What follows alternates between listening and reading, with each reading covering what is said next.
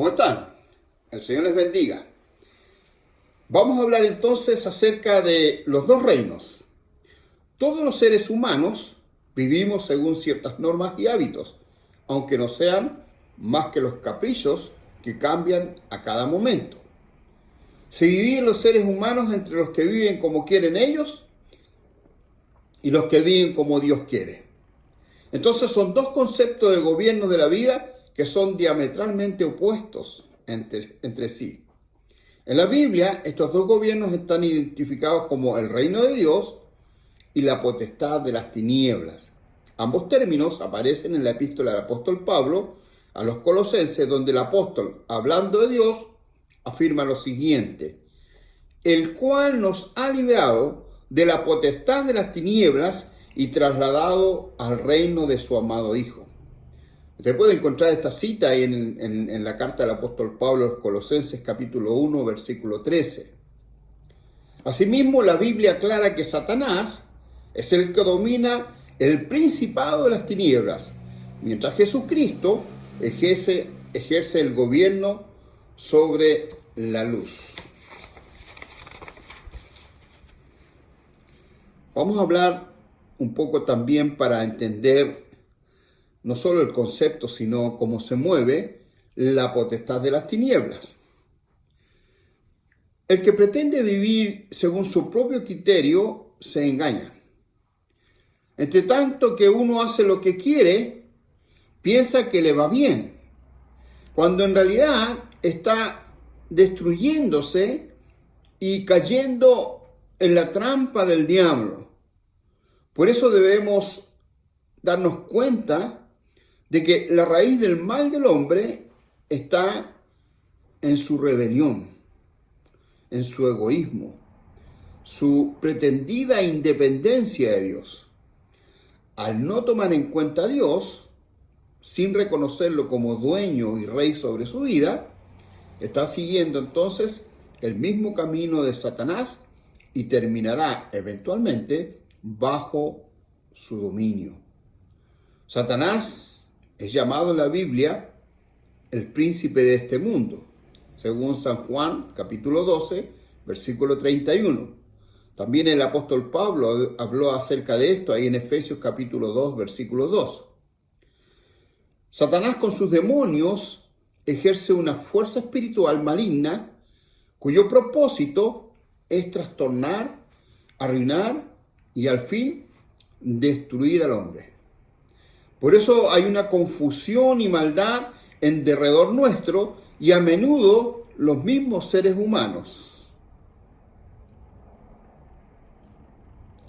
La actividad de Satanás en el mundo está planteada en muchos textos bíblicos como los que les voy a nombrar y que usted tiene el deber de examinar. Les voy a dar la cita y usted lo va a buscar en su hogar mientras está escuchando este estudio. Anote, Efesios capítulo 2, versículos 1 al 3. También en el capítulo 6, versículos 11 al 13. En el Evangelio según San Juan, en el capítulo 10, versículo 10. Y en 2 Corintios capítulo 6, versículos 3 y 4. Entonces, como lo decía yo, hay tanta confusión y maldad en derredor nuestro y a menudo en los mismos seres humanos. La actividad de Satanás en el mundo está planteada en muchos textos bíblicos y ahí usted tiene las citas. Es importante entender que nuestros recursos humanos no son suficientes para hacerle frente o para evitar caer en sus garras. Tenemos que depender de Cristo. Para eso apareció el Hijo de Dios, dice la palabra, para deshacer las obras del diablo. El apóstol Juan en su primera carta, capítulo 3, versículo 8, hacía esta tremenda declaración. Lucas también da testimonio de cómo Dios ungió con el Espíritu Santo y con poder a Jesús de Nazaret y cómo éste anduvo haciendo bienes y sanando a los oprimidos por el diablo. declaración que está en el libro de los Hechos, capítulo 10, versículo 38.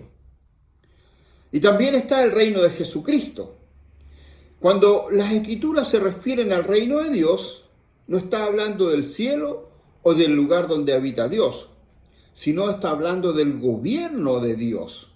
Dios hizo el mundo y como creador tiene derecho de gobernarlo. Entonces su gobierno se ejerce en la luz, con justicia, santidad y amor, que son atributos de Dios. El gobierno siempre refleja el carácter del gobernante.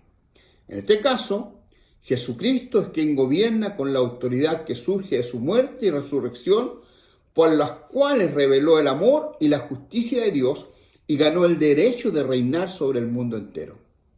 Además, como hizo Dios al hombre a su imagen, éste nunca podrá vivir o realizarse aparte de la voluntad de Dios. Sin él, uno no puede ser la persona que Dios quiere que sea. Todos hemos nacido en el principado de las tinieblas por ser descendientes de Adán, pero Dios quiere trasladarnos a su reino. Para ello envió a su Hijo Jesús, que nos llama a seguirlo, a ser sus discípulos.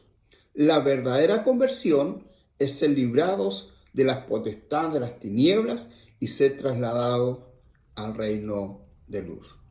Yo quisiera dejarle algunas preguntas para que usted pueda meditar y conversar con quienes esté escuchando estos fundamentos bíblicos.